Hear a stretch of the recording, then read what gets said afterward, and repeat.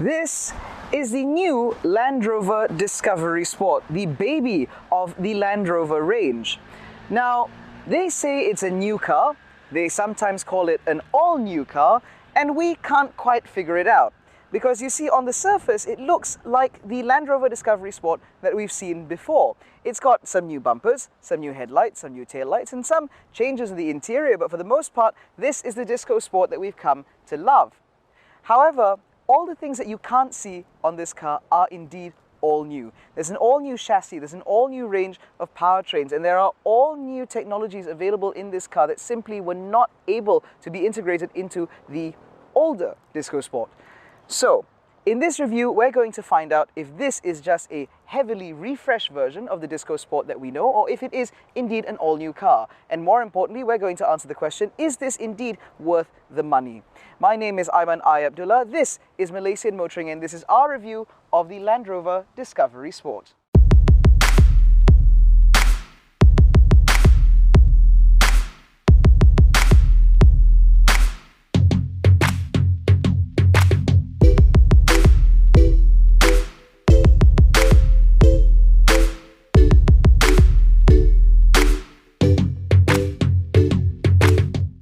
As we said earlier, this looks like an extensive facelift, and so the broad shape of the car still looks very familiar. However, in the front, which is where we'll start, there have been a few notable refinements. So you have this slimmer grille as well as a slimmer pair of full LED headlights. Now these headlights now get a double U LED daytime running light design, which also doubles up as the scrolling indicators, which I must admit look kind of cool. You also get this more aggressive bumper design as part of this car's specific trim level, which means that you get a slightly more aggressive bumper, as the name suggests. You also get functional air breathers down the sides, your LED fog lights are down there, and at the front you get a much larger lower underbreather.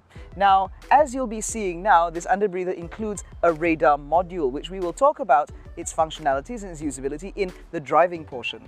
But as we move down the side, you can see that there is still a lot more familiarity from what we know about the Disco Sport. So the overall proportions remain the same, even though the wheelbase, for example, has changed slightly, but again, it is still recognizable as a Disco Sport. What is notable is that at the back, they have emphasized the C-pillar, so it actually looks a little bit like a shark's fin, and it even comes with the Land Rover logo just to set it off. But what does bother me slightly about the Disco Sport is the fact that this Discovery panel here down by the front fender is body colored, and the Discovery logo sort of just disappears within the body color. I feel like that would have been better if it was in a contrasting color, like the black that we see everywhere as part of the black pack. But moving down to the back is perhaps where you see the most significant changes, at least for those who might not be the most Anaraki types around Land Rovers. So you have an all-new set of taillights, which again mimic the double U design that we saw in the front, replete with the scrolling indicators that go all the way down the side. You also get the Discovery script very prominently placed across the tailgate. You get a more aggressive bumper. Unfortunately, it does come with these fake tailpipes because the actual tailpipes point down, but because of the black pack, the badges are all in black, and as a result, it means that the Sport badge looks like it sort of disappears a little. But overall, it's definitely a good-looking car. It's still very striking, and I have to say the black pack looks really good against this glittering silver paintwork. Now, to very quickly move on, we're going to talk about the boot, which is electrically operated but not hands-free operated, which means that if you have a baby and some shopping, or you just robbed a bank or something like that, you can't sort of kick to open. But then again, if you're robbing a bank, waiting for the boot to open might be your undoing. Anyway, so this is what the car looks like in 5-seater mode. Again, the Disco Sport is a 7-seater, which means that there are a couple of seats back here, but if you were to pull them up, according to Lim Eugene of Autobuzz, you only then have enough room for a shoe. Now, however, when you have the seats down, where you have more space than just for a shoe, you can actually move out of a small studio apartment with just the boot space itself. Now, if you live in a slightly bigger studio apartment, you can actually fold the rear seats flat, which actually fold 40-20-40 for maximum flexibility. The second row also slides forwards and backwards in order to either free up legroom for the third row or maximize legroom for the second row, depending on how much you like the people behind you. Now, I think that ought to be enough with the exterior. Let's quickly move on to the interior.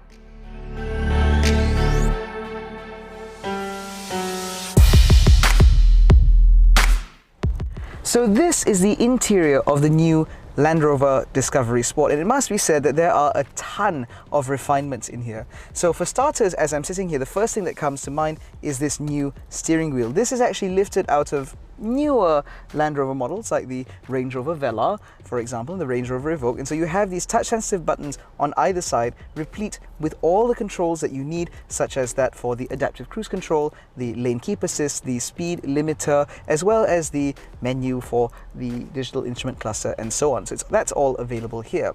You also get a large full color heads-up display, which looks absolutely fantastic, and it displays all the information that you need, including your speed information, your driving information, navigation information, as well as your speed sign recognition information. Now that's all there. Now if we move down to the center stack, you have a new infotainment system, which is a widescreen infotainment system, and it must be said that this is actually a very, very good system. Not only does it look good, it responds really quickly, it's very snappy, and of course it comes with Apple CarPlay and Android Auto as standard. Now, if you go further down, you may expect to find another screen, which is what we've seen before with Jaguar Land Rover's InControl Touch Pro. However, for this car, because it's an entry-level model, it doesn't come with that. Instead, you have a bunch of dials here as well as some touch-sensitive buttons instead, so it's not quite a screen. However, to me, I actually prefer this layout because it makes it a lot more intuitive to use. All the buttons and switchgear that you need to use regularly are available to you very easily. Moving further down, you have lost the rotary knob gear selector. Instead, you now have a trigger style gear selector, which I must say looks good, sounds great, and feels amazing. And it's surrounded by this weird mesh material that I can't quite identify, but damn, it looks really good. Over here, you have a USB charge port, a wireless charging tray as well. You've got a couple of cup holders here and a card holder or a phone holder, depending on how you use it, but you can actually cover up this space if you want, simply by using this little rubber pad that comes with the car, which you can just put sort of here, and now you have a tray. The center console itself is also enormous. You get a couple of USB ports, a micro SIM port, as well as a 12-volt socket, and that's about it. It's worth noting, however, that this car does come with dual zone climate control as standard. However, the fan speed is shared, and you do get vents in the back too, for not only the second row, but also the third row passengers, ensuring maximum comfort throughout. Now, talking about the rear, there is actually a decent amount of room back there, even if you are seated behind someone like me. Now, I'm the national average of about 160-ish centimeters, and I can sit behind myself rather comfortably, even if I were to slide the rear row all the way to the front. In the third row, however, you really do not want to put anything other than children back there, or perhaps... No, that's a really, really bad joke. But in any case, the third row should only really be used for children because there's very little knee room, there's very little leg room, and there's very little under-thigh support. So just use it for kids, because for adults, it's going to be absolutely torturous. It's worth noting, however, that this particular car doesn't come with a panoramic sunroof. Now, I am unclear about whether or not that was a 2021 model year change, or perhaps it was an option available on previously imported Disco Sports, but for some reason the panoramic sunroof is gone for reasons I cannot comprehend, but I would have liked that. I like panoramic sunroofs. This car also comes with a Meridian audio system, which is fantastic, and it also gets this cool material on the dash, which looks almost like watch strap leather, but isn't quite. It looks really fantastic. As far as I'm concerned, this interior is built well, it looks great, it's presented well too, and all the technology in here looks and feels really reliable and robust. But when it comes to a car, obviously a driving experience does matter. So let's get this out on the road and see how it drives.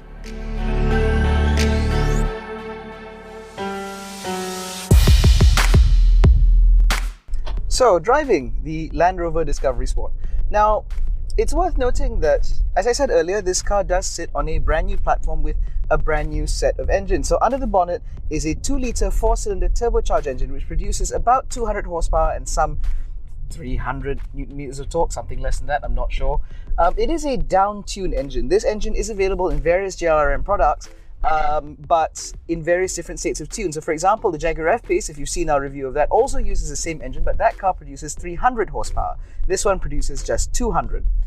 It is still, however, matched to an 8-speed automatic gearbox with power going to all 4 wheels. So, in essence, this is for what it's worth. Underneath, still very similar to what you get with a Range Rover Evoque, for example. So you are basically making the choice: do I want something that's style focused, a style focused 5-seater, or do I want something a bit more practical like the Disco Sport? Now, the Disco Sport, as I said earlier, marks the entry level into the Land Rover range. So as a result, it's unsurprising that it gets a slightly down-tuned engine. It's unsurprising, of course, that this car does feel a little bit, I don't want to say low rent, but it feels a little bit less posh than its siblings. So the materials in here are still quite plush, but it's just not as plush as what you get in other Jaguar Land Rover products. It does, however, still look very good. The aesthetics in here are fantastic, and it all falls very easily to hand. Now, one of the most notable things about this car, however, is the infotainment system and the screens in here. So you have a widescreen infotainment system with Apple CarPlay and Android Auto, and it's mated to a Meridian audio system, which is... And there's also a 12.3-inch driver's information display up ahead, which is also very good and very clear and very crisp. However, instead of having a secondary screen for your air conditioner controls and so on, like as we've seen in the Range Rover Vela, in this car you get buttons and switches. Now, these buttons are still touch sensitive and the switches are still with screens and so on, but for what it's worth, this actually functions a little bit better in my opinion. I much prefer having hardy dials to use when it comes to doing basic things like changing the temperature or the fan speed. So I like the fact that these are still here the way they ought to be and not overly fancified by integrating them into a screen and making them basically unusable when you're driving along. It's also worth noting that the steering wheel has been lifted from the Range Rover Velar as well, so you have these touch-sensitive controls, the whatevers, and they change their appearance based on how you use them. And I'm sure, as you can see now in this shot that my editor will include of the steering wheel, you can see that this car does come with advanced driver assistance features. So we'll talk about that very briefly. This car comes with adaptive cruise control, autonomous emergency braking, rear cross traffic alert, blind spot monitoring, lane keep assist, lane departure warning, driver attention detection, and automatic high beams. Yeah, so this car is pretty well equipped in terms of safety features, and at 400 or just over 400,000 ringgit, it is good that this car comes with such features. I do genuinely believe that it is unacceptable for luxury cars especially to no longer come with features like this, especially given that vehicles like the Perodua Ativa are now available with level 2 semi-autonomy, or almost level 2 semi-autonomy. But safety is one thing, space and all that is another. This car has plenty of room in here. It'll be great for a family of 5, or if you buy the 7-seater, a family of 5 and 2 children without legs. But for what it's worth, it's the drive experience that's most notable. Now, as I said earlier, as I've said multiple times now, this is the entry-level SUV. So as a result, it's also the smallest SUV, short of a Range Rover Evoque, that is. So as a result, it feels very comfortable in town. When you're driving around urban settings like this, the car never feels overly large. This was something that I experienced for myself when I drove the Vela. It did sometimes feel slightly too large for the roads that I drove it on, especially driving around in town. But this car feels perfectly suited for that sort of thing. Out on the motorway, however, it does kind of fall short from what we've expected from JLR products in the past. So on the motorway, it does get up to speed relatively easily. I mean, the engine requires a bit more poke for you to get there, given the fact there isn't that much power and that much more torque compared to some of its competitors and some of its stablemates. But once you get up to speed, there are a few things worth noting. One, the suspension in this car errs on the stiffer side.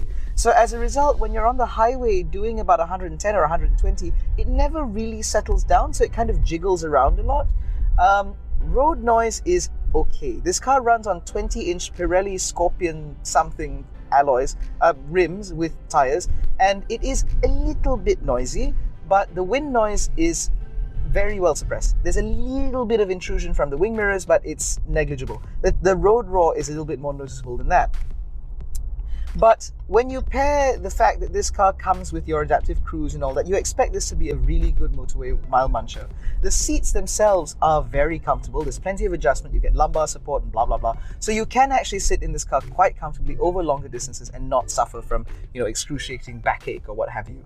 But that slightly stiffer suspension setup means that while it's perfectly suited in town, when you're on the motorway, it does fall short slightly. The Range Rover Evoque is slightly better tuned if you're driving over longer distances, and it really does settle down on the motorway, particularly at speed.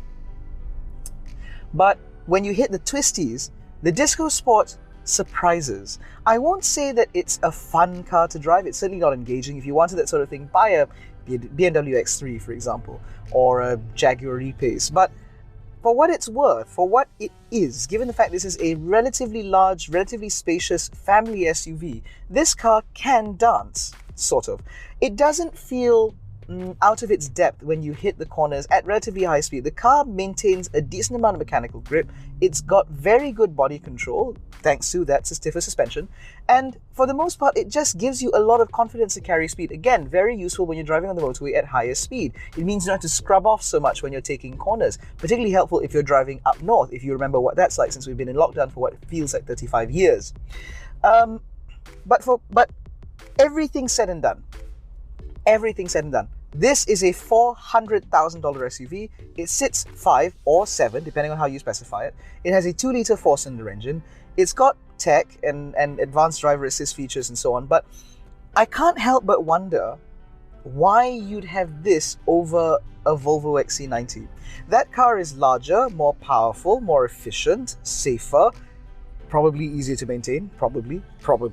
And there's certainly a wider dealer network, ensuring that you can keep your car running up to snuff. But I've had this car for about 5 days now, and to be honest, it wasn't until this morning that I realized why you'd have this over an XC90. The XC90 is a great car.